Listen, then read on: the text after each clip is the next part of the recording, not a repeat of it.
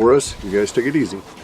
Okay, this is a, I'm going to try and keep this as a quick video. Might even edit it, and I'll edit that part out. Gracie, take it easy. Come on, be careful, be careful. There you go.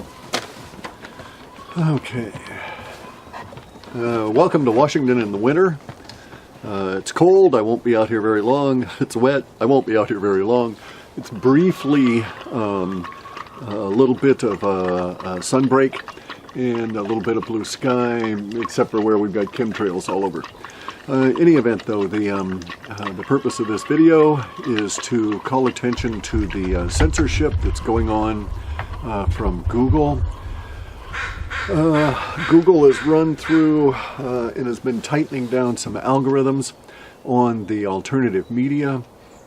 This is specifically including those media that are involved with gold and silver, Bitcoin, and alternative media investigating the elites at any level, alternative media reporting on conspiracy theories, and alternative media dealing with woo-woo subjects, oddly enough. And so woo-woo would be, you know, maybe zombies in Haiti, that kind of thing. I ran a quick little series of tests, not definitive by any means. These tests did a bit of regression analysis on the viewers being reported by YouTube on a number of sites and cross-compared them to more specific sites of the same kind that are not within that frame. So in other words, the sites for RT, for our buddy JSNP4, for Bix Weir at Road to Ruta, the SGT Report, Finance and Liberty, Silver Doctors, Wall Street for Main Street, Crush the Street, and any number of other ones from that that I just would be too numerous to get into. But those were the ones that I checked, doing a quick run on the statistics that YouTube is reporting. And those statistics have the generalized trends over these past 2 months be down on viewership and probably reported ad revenue to these sites. And it's very curious that all these sites have the same kind of descending pattern within their within a chart drawn on their viewership. And so all of these sites appeared to be on an upward trend through to about June of last year. And curiously, from that point on, we know that Google has been tweaking some of their algos, specifically those that are used to depreciate site views and kick out what they used to call link spammers. They now have re-identified and repurposed some of this software for use against what they're entitling as fake news. Let's please note here, fake news is a label that is applied to truth by those who are lying. So anytime anybody says to you, you know, so-and-so is fake news, and they're the mainstream media, they're lying, and they're telling you, that guy's over there telling you the truth, but I don't want you to know it. So the fake news algorithm push seems to be including some of the anti-spam features or cleanup features or anti-gaming feature software that Google writes, like Penguin and Panda and a few of the others that are dealing with the links once they've been indexed and swept up. So, insofar as it goes, it's just a report I think people will notice over this last month and this current month in terms of their AdSense payouts, that their revenues have taken a 26.5% and greater fall, just based on the downward trend of the regression analysis on the viewership that's publicly available. I've also had this happen to our site, my Clif site. I've noticed the corresponding results on the analytics on the Half Past Human site as well. So this is sort of a heads up to the people that are running all of these sites. If you're involved in anything that touches gold, silver, Bitcoin, economic conspiracy, if you're using bad language about banks, if you're using bad language about the Hillary Clinton machine, if you're using pejorative words about Pizzagate or pedophilia, if you're mentioning these subjects, you will be categorized as fake news by their algorithms. And they're very subtle about it. These people are not going to slap you up and cut you off at the knees. They're not going to do it that way, but their approach is not. You can't really combat the this. This is not something you'll be able to sue over. So let me put that thought right out of your mind. I mean, you can if you want. Go ahead, hire an attorney and sue them. It won't gain you. First off, the court system favors them. They own it, and they're going to win. And they'll probably end up using the opportunity to get you in a public forum to make you look bad. But as they've done recently with a couple of people that were, one guy was a link spammer, the other fellow was a legitimate business. They both sued because of the way that they were handled by Google, and both lost, and both ended up having to pay Google some really horrific lawyer fee for losing the suit. So anyway, now, so in terms of the response, this is all being done linguistically. Okay, so they're not looking at your ugly pictures and saying, let's get that face and mark it. The first time they do that, yes, that is true. So let me say that once your site has been marked linguistically, your face will be identified, and then those videos that you appear in will also be flagged and slotted over into the fake news bin, so to speak, and the algos will start working on any site that you appear in. So I can suggest that in spite of their best efforts, if I were to be interviewed in a video by Casey Neistat. Okay, he's the golden-haired CNN sellout. He pimped for Hillary publicly, got trashed for it. He not only did that, he was caught editing out the bad words that were being said about him on the comments in real time for days after this event.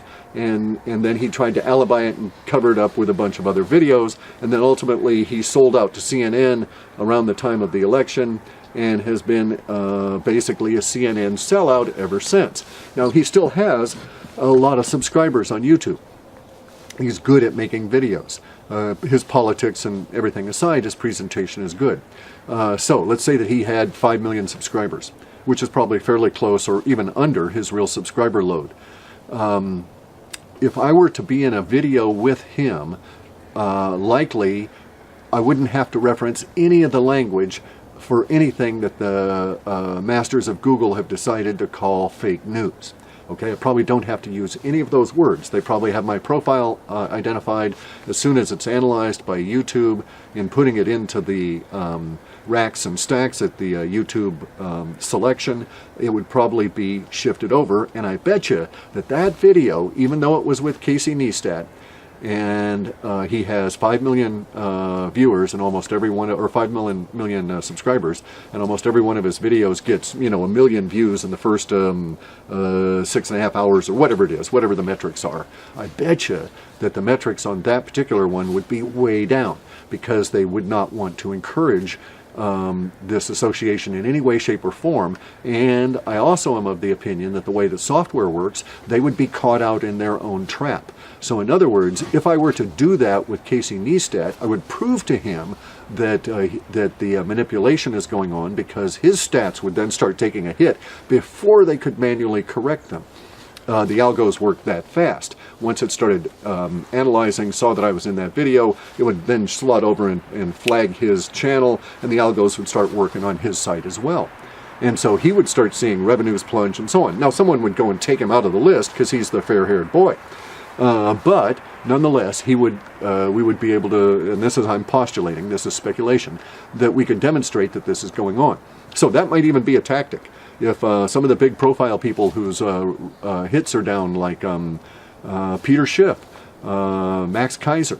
If some of these people were to be interviewed with CNN or, the Clinton News Network or MSNBC or some of these guys, you could then plot to see if we could catch the mainstream lying propaganda media in the same algo problems that are being generated by Google for the rest of us. So that's a suggestion, actually, to use it as a guerrilla tactic. If you're tainted and you stink and you're covered with tar and mud and stuff, one thing you can do is go slap the guy in the back that's wearing the tux. Hi guy, how you doing? Take a big load of this stinking mud. So it's just something to do. Now, there are other approaches, okay, in a much more serious vein. So collectives can be formed.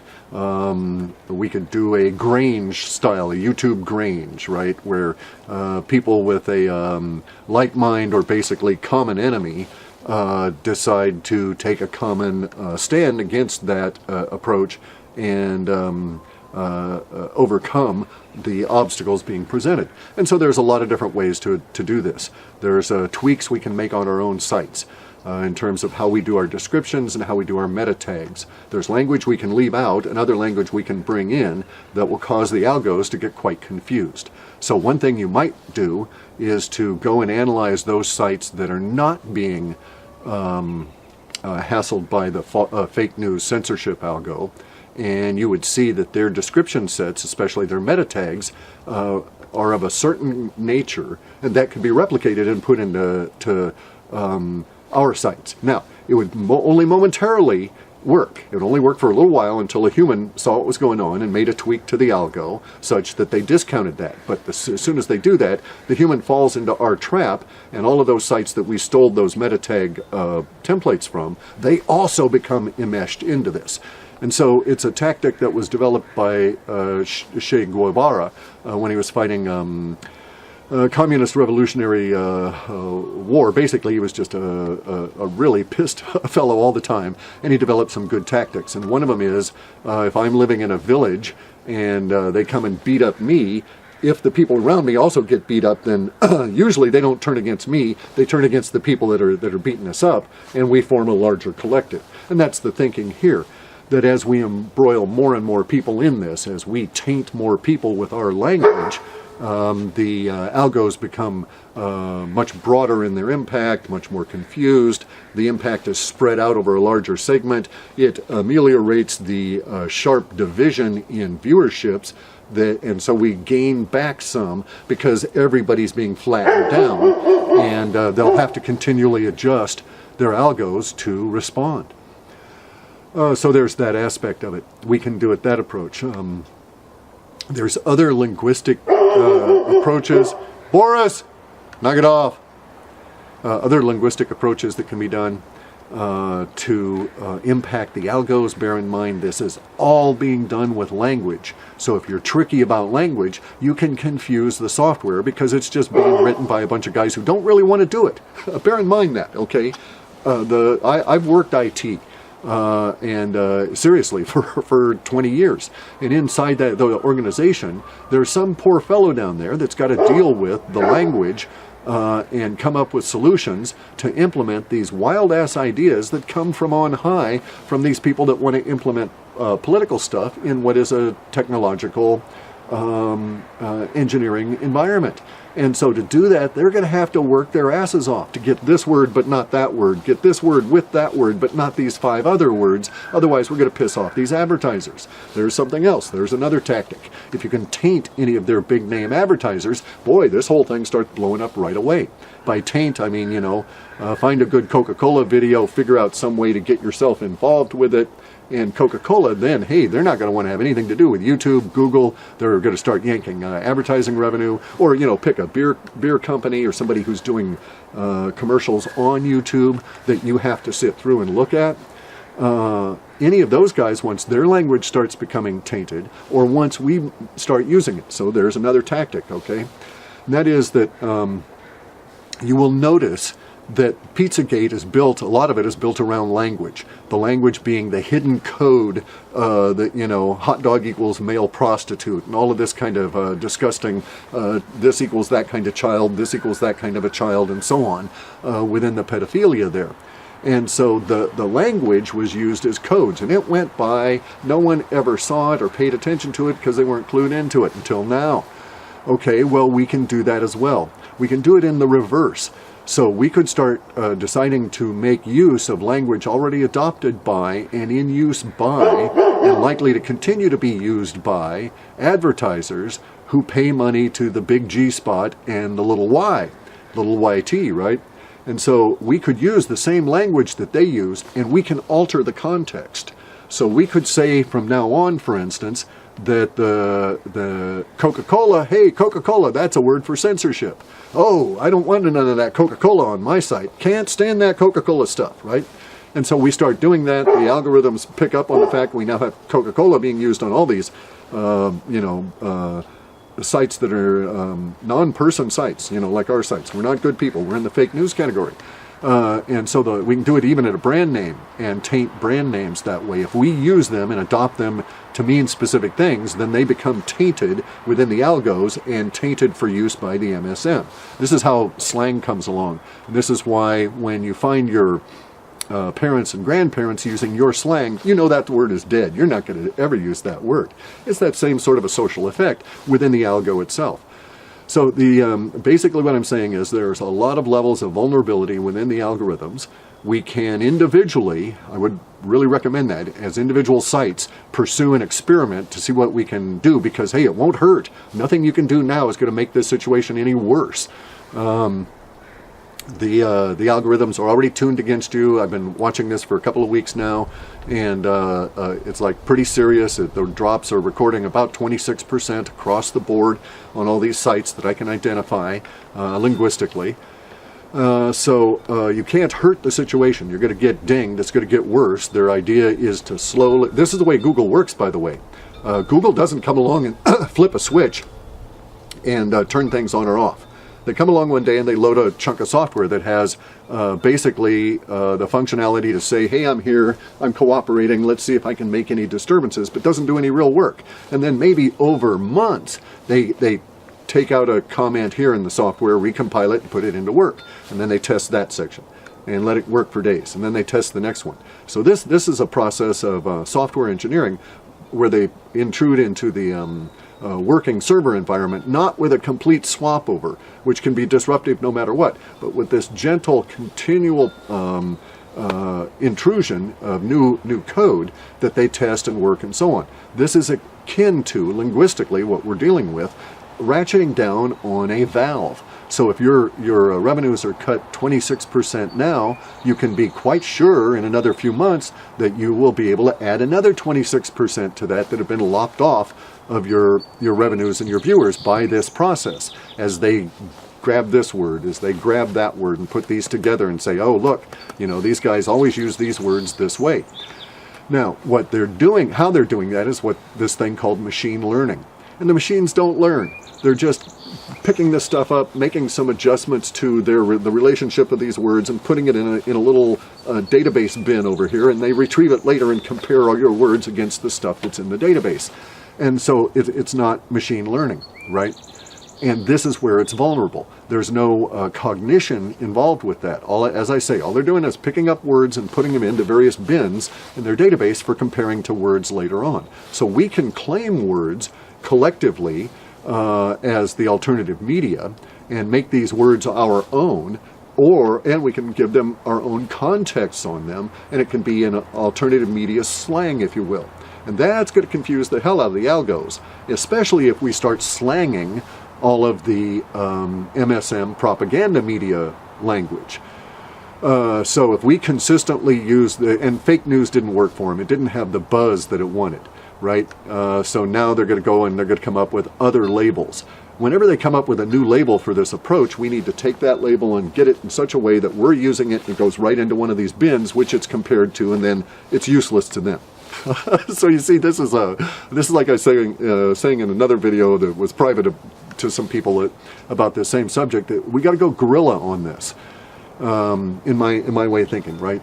And we can do it individually, we can do it collectively. There's no conspiracy involved. We're simply forming a collective, like the Global Antitrust, the Gold Antitrust Action Committee guys, you know, GATA, where they formed a collective to deal with the fact that somebody was beating them about the head with a stick, driving down the gold price and manipulating it all.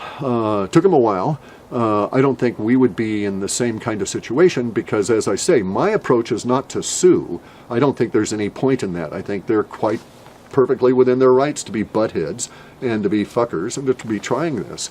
But it doesn't mean I have to sit here and take it, especially since it's rather intriguing. It's in my bailiwick here, which is linguistics, and I've been doing programming, and I can think of a few ways to basically come along and make their algos my bitch.